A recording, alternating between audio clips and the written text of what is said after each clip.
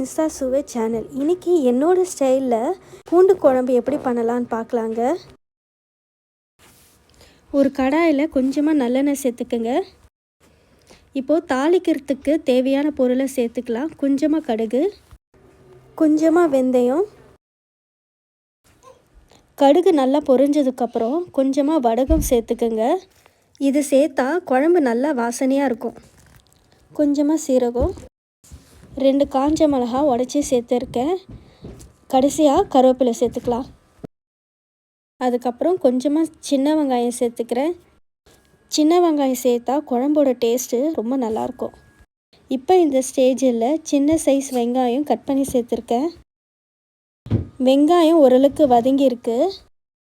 இப்போது உரித்த பூண்டை இதில் சேர்த்துக்கிறேன். நான் எல்லா பூண்டும் இதில் சேர்த்துக்கல. கொஞ்சம் பூண்டு நான் கட் பண்ணி சேர்த்துருக்கேன். கொஞ்சம் பூண்டு அரைச்சி சேர்த்துக்க போகிறேன். ஸோ ஃப்ளேவர் நல்லா இறங்கும். இந்த பூண்டை நான் மிக்ஸி ஜாரில் அரைச்சிக்கிறேன். நல்லா பேஸ்ட்டாக அரைச்சிக்க வேண்டாம், ஒன்றும் பாதியாக அரைச்சிக்கலாம்.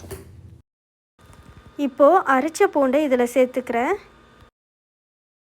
பூண்டோட பச்சை வாசனை இருக்கக்கூடாது, அதனால் நல்லா வதங்கட்டும்.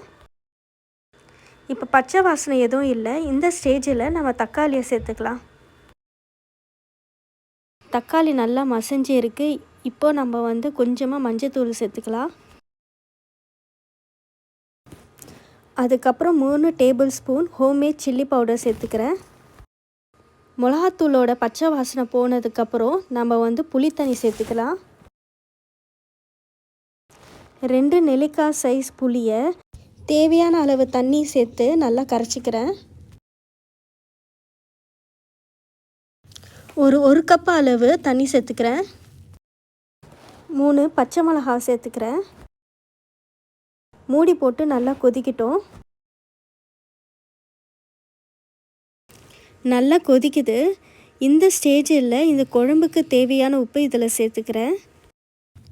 இது சாதத்துக்கு, இட்லிக்கு, தோசைக்கு அருமையான காம்பினேஷன். ஒரு 10 நிமிஷம் நல்லா கொதிச்சிருக்கோம். பாருங்கள், நல்லா எண்ணெய் வெளியே வந்திருக்கு. அவ்வளோதாங்க, அருமையான பூண்டு குழம்பு தயார்.